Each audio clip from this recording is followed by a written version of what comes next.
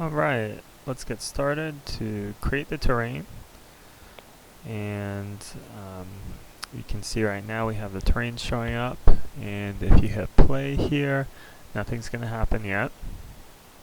So we need to attach a script to move the camera because the terrain is generated based off the camera location. So this will just move the camera to the right. And you can see now that terrain is generated on the right hand side and it is destroyed on the left hand side.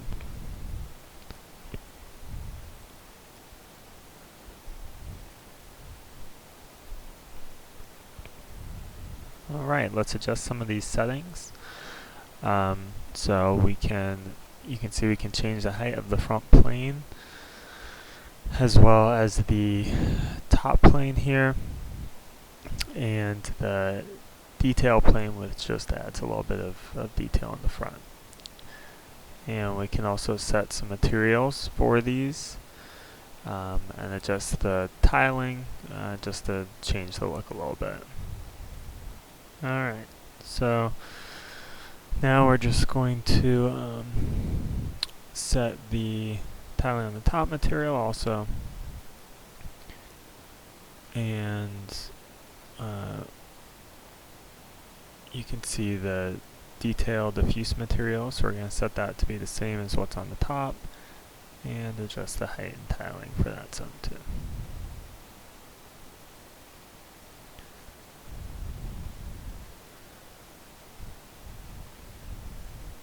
We can also adjust the rotation of the UV mapping and match it to the terrain curve if you want to, although you still get a little bit of stretching if you do that.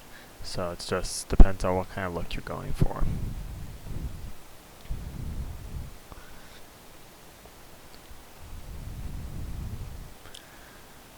Now if we play this, you can see this has been adjusted with all the new materials. And same as before, it's generated as needed as we head to the right. So you can also change the camera type from perspective to orthographic, and it works fine. It works just the same, just a little bit different look.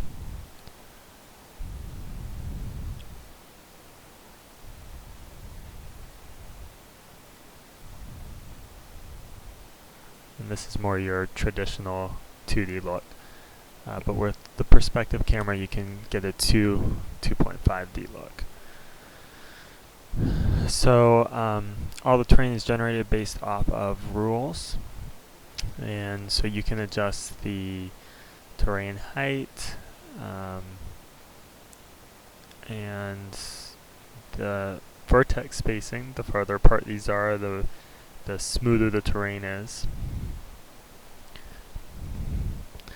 You can also adjust the calculated vertices, so the less of these you have, the more jagged the terrain is, because it's there's the smoothing points aren't calculated there.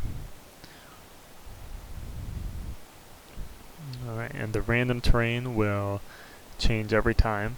The points are just randomly generated between the two, between the min and max height.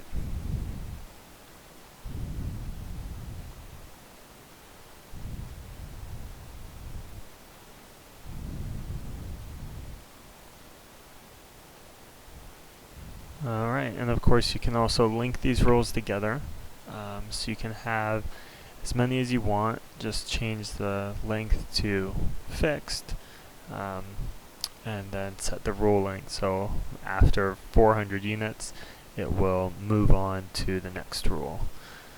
So it'll go from a random generation rule to a repeated one with consistent hills.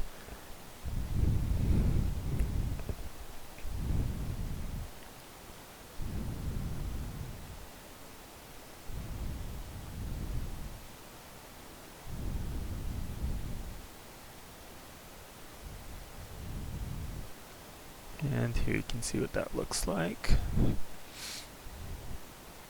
So one more thing, we can add prefabs along our terrain. So just select a prefab, set the minimum distance in between prefabs and the maximum distance, and you can vary that to get a little bit more of a random look.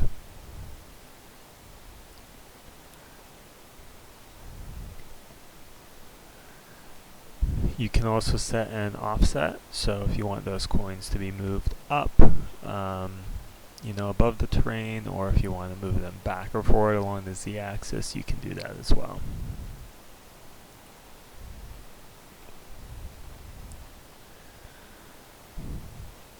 And you can see as we adjust that difference, it's now repeated between 5 and 20 units, so it's a little more scattered appearance for those coin prefabs.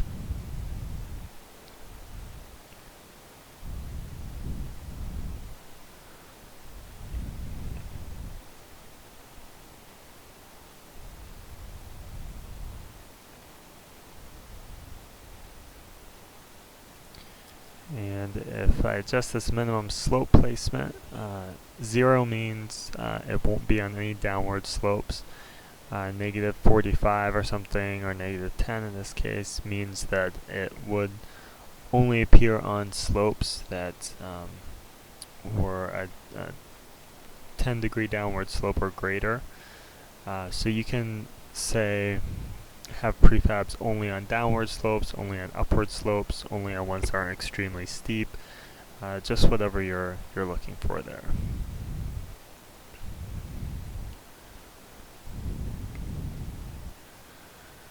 And you can add as many prefabs and prefab rules as you want.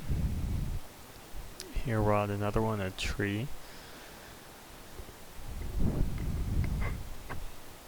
And we'll just move that up a little bit.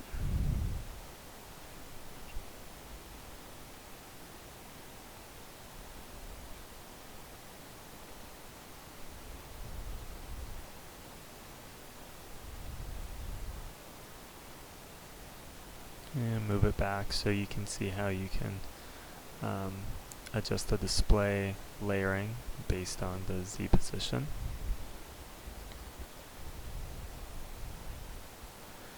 And you can also choose to match the ground angle or not for those prefabs, so they can be angled along the ground. Now the group sizing, so every time you hit a certain repeat distance, we're going to have a clump of trees, between 3 and 5 trees, and those trees in the group will be spaced 4 units apart. So you can have you know, random clumps of prefabs for background scenery or anything like that.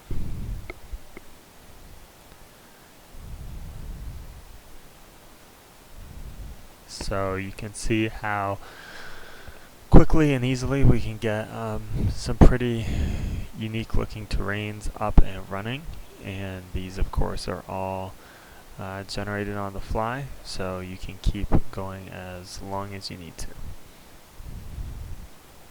Alright, I hope you've enjoyed this quick overview of the 2D terrain generator.